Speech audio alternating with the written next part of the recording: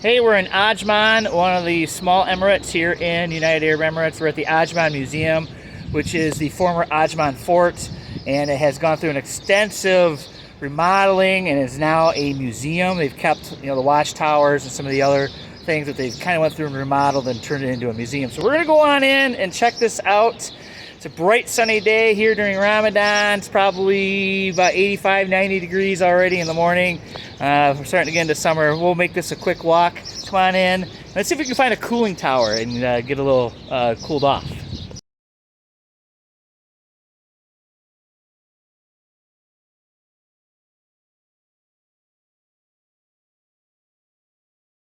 And unfortunately today we're here on a day where the access into the towers are closed off to the public.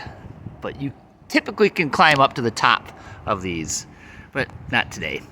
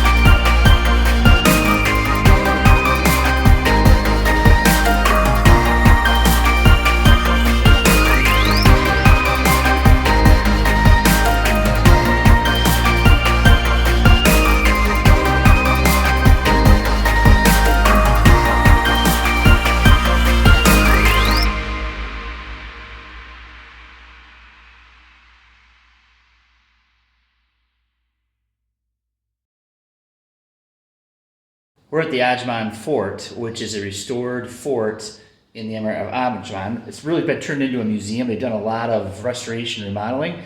But the one thing I want to show you is how the bargil works, which is a wind tower. So basically it's an elevated wind tower and it channels the cooler air from below up through a tower. And as you'll see here, there's your sign.